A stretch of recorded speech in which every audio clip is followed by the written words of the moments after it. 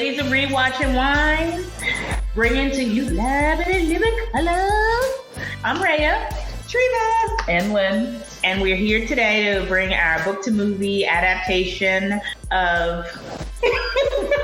Well, it is book 3 of the Lara Jean series, To All the Boys I Love Before. Yes, whatever. And so this is book 3, which is Always and Forever Lara Jean. So they're all by Jenny Han. And yeah, I'm so glad we finally finished this series. You guys can listen to series 1 and series 2. And this, of course, is the third. Yeah. So, but interesting. I don't know if you guys knew that it was Will Smith's studio that bought all of these. I don't know if we talked about it on the other two, but I just thought it was interesting that his studio bought these, the rights to all 3 of these at the same time and was in charge of the production. I forget what the name of the studio is called, but I just thought that was pretty interesting. Yeah. So we met a little bit earlier and we're like having our meeting. And throughout this meeting, we have finished our bottle of wine, but I'll let Rhea introduce the bottle of wine that we finished. Yeah, I was trying to pour it in. I'm like, well, wait, hold on. Maybe you finished it. Yeah, well, a little bit. So this is Malbec from Cooper's Hawk. If you... Did I say it wrong? No, you said it right. Oh, good. If you don't follow us, you don't know, but this is like our favorite. We spend a lot of time at Cooper's Hawk. They actually should be sponsoring us by this point because we spend a lot of money here. And if you're not in it, join it, and then join us when you do your reviews, drink, and leave your comments. Absolutely. Yeah, it's good. I mean, hence why you finished the bottle, but yes. Yeah. So that's why we were cracking up in the beginning because I was like pouring and nothing was coming out. Oh, that's been done. Yes. Can't wait for the rating, huh? Yeah. Okay, so let's talk about this. Let's talk about this book. Well, the book first. This book. So it was a continuation of the Lara Jean love story. But I was so thankful that they did not talk about that hot tub stuff anymore. I'm so sick of that conversation. They did bring it up. I'm actually sick of Lara Jean. You did kind of bring it up. So this is like I don't know, what do they call these books? Like teeny bopper? We're talking about YA. YA, thank you. Young adults. So the YA book, so it's sort of that genre, which I do like the YA books, but for some reason, this one was just driving me crazy. It just seems like Lara Jean whines 24 hours a day. And right? But I don't know what you guys have to say about it. 16-year-old girls whine. Is that what it is? Okay. I guess. Maybe I'm too far removed from it.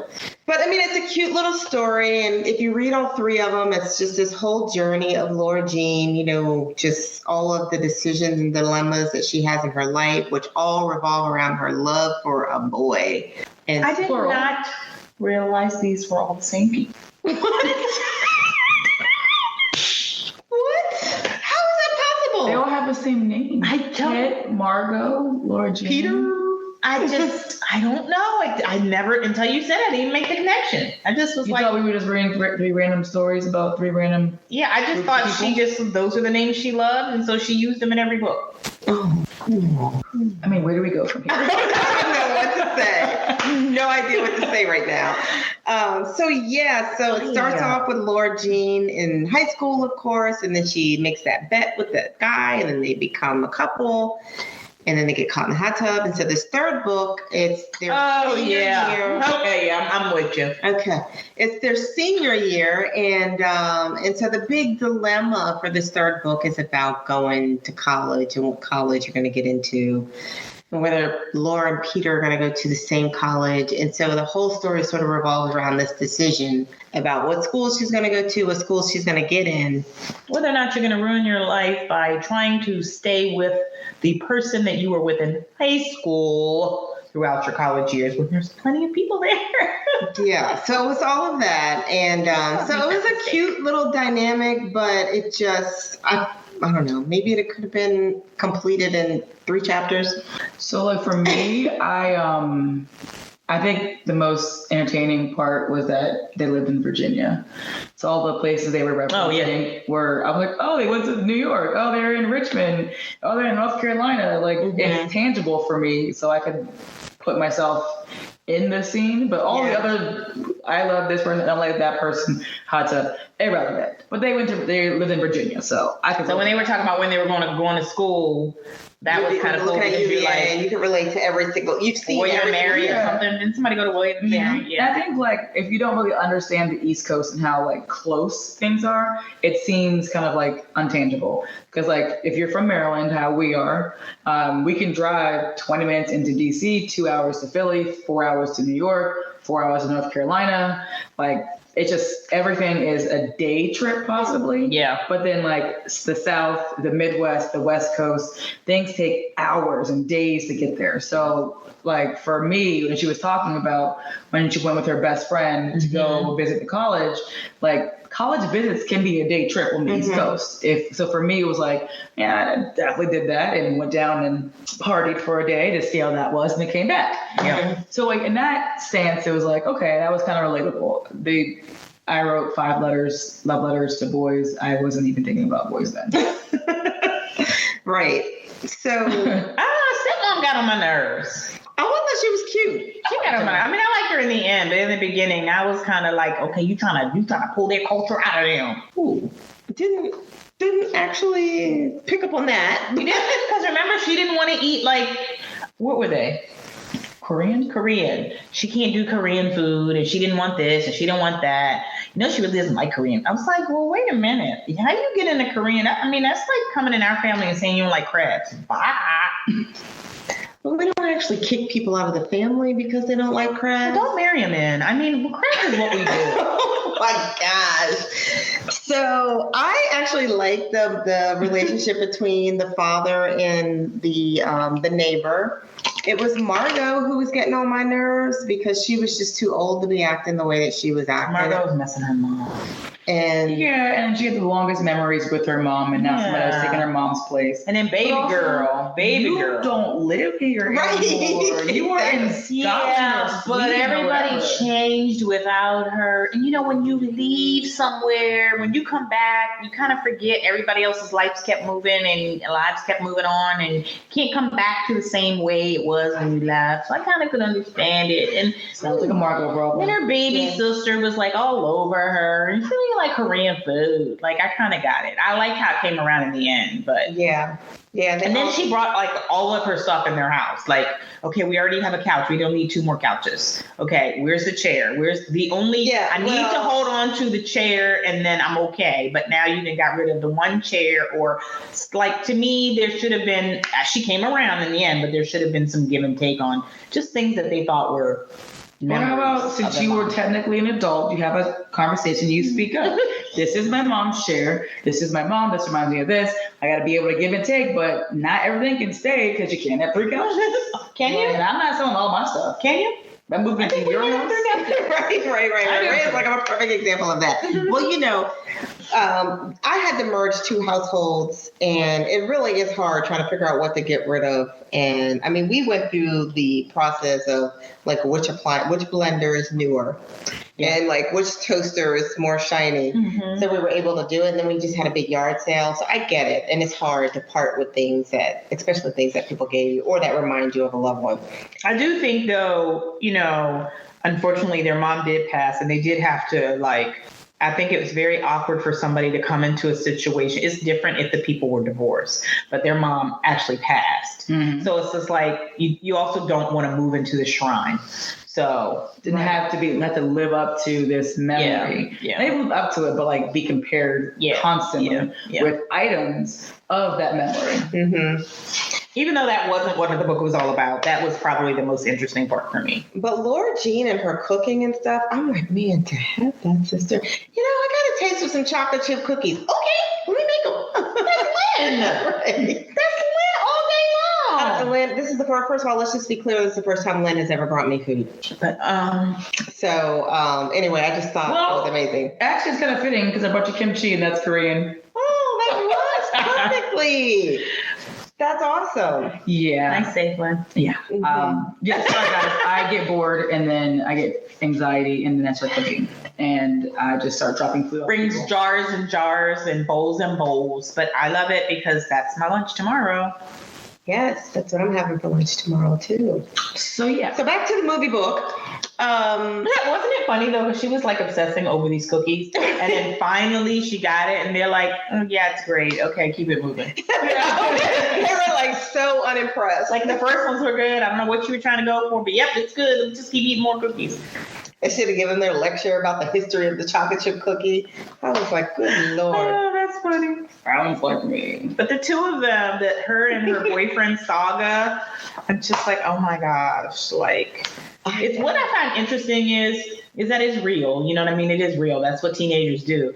But I think it's even more funny that you go through all this as a teenager and then you're a grown-ass man or woman and you're still doing it. I'm going to need you to move on. I'm going to need you. Okay. Yeah, it's so funny because it's so dramatic. Oh my God, are we going to the same school? You know, all of this stuff. I'm just like, 10 years from now, you guys are going to be like, what? Were you? It's like, I didn't have that. Like, I had friends that moved to different like states, and I was like, yeah, I'll see y'all. Like, we're still gonna be cool. Like, social media didn't really even exist then. We had MySpace, but it wasn't like that. Yeah. But like, I was just like, I'm good. I'm going to the school I want to go to. And some of my friends, like, we're still best friends to this day. But we were like, sure, we're going to school we want to go to. We don't need to compare to each other. Yeah. Especially a guy. Oh God, I didn't even like anybody that much to even think about that. Right. Well, she was in love with Peter. She loves him.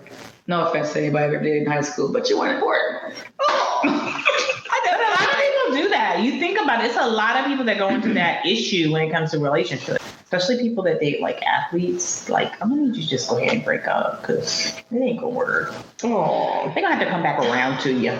Yeah, to play devil's advocate on that, I was cool with only seeing him 2 months a year. Go to the other country, have fun. Yeah, but you're okay with that. What's her name again? Lord Jeans of the world. Oh. Exactly. They couldn't even handle being a couple of hours away from each other at school. June to August? Okay, now it's time for you to go back again. I like my life.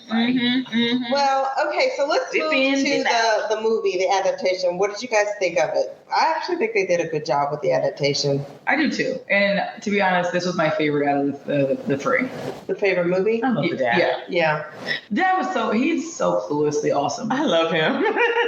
He's just raising his girls, trying to be a good dad, trying to be in love. He's just a good guy. I love his dad. I like the baby girl. She's like, yeah, what I'm going to do is I'm going to wear my suit. Oh my gosh. And I'm not wearing that frilly dress that you're wearing. You can wear that on your own. Like, she just has so much. She was so sassy and so independent. Very sassy. She definitely gave the youngest child vibe. Yeah. What's that supposed to mean?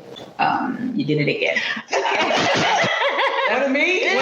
What is that supposed to mean? I don't know what you mean. She's the youngest too. I'm just saying. What is that supposed to mean? The sass? I got all the sass. Okay. I do what I want and then do what I want. Oh, okay.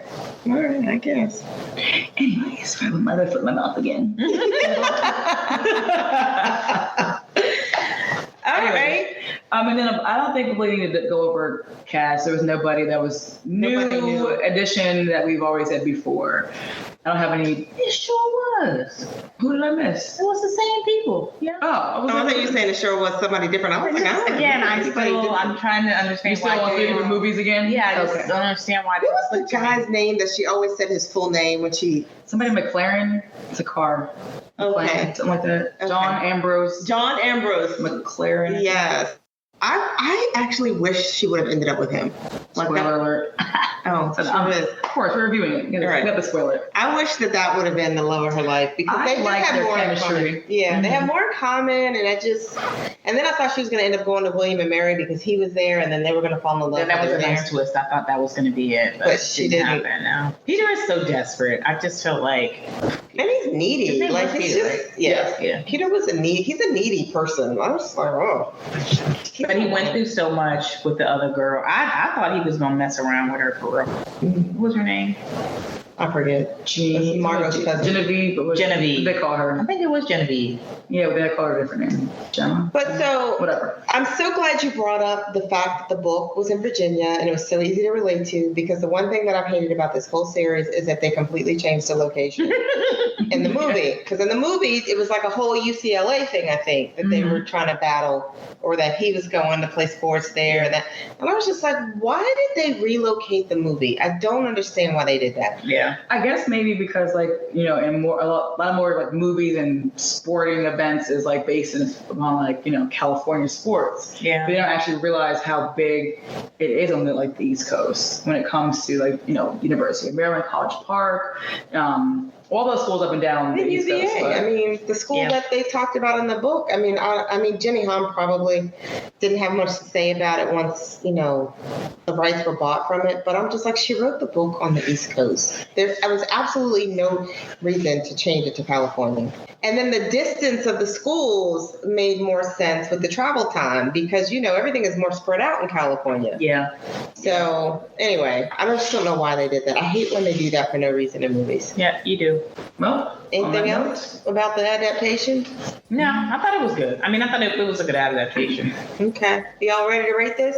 We didn't have a lot to say. We're ready to put this series to bed. So it gets a glass and a half for me, because isn't that what we're gonna? Oh. Yeah, definitely. The adaptation definitely gets a full glass. It was a great adaptation. I agree. A great adaptation, and it was my favorite out of the three. So yeah. All right. Well, that's got a full bottle. It got a full bottle. It got a full bottle. All right. So listen, if you are into the YA books, check it out. I think you'll enjoy it. It is a cute story, and then go check out the adaptation and let us know what you think. But let us know about all three of them. Oh yeah. And they are all three connected on Netflix. Oh my God, they're all three connected. Yeah. Anybody who reads the three books will absolutely know they were connected. Like Lara Jane and like every other word. Right? Yeah. Oh my God, Lara Jane. I was like, LJ Lara Jane. Yeah. Lara Jane. Or Covey, right? Isn't that what he used to call her? Yeah. Peter called her Covey. Covey. Yeah. Anyway. All right. Thanks for tuning in. Bye. Follow us on. Oh, we didn't say everything. Rewatch Wine. Spotify. Fly? I don't know why she swallowed it. She'll die. Y'all know what I'm talking about. Yeah, okay. Any podcast platform, you will find us. So check us out. Check us out on Instagram, Facebook, and YouTube at Read, Watch, Wine. Bye. Thank you. So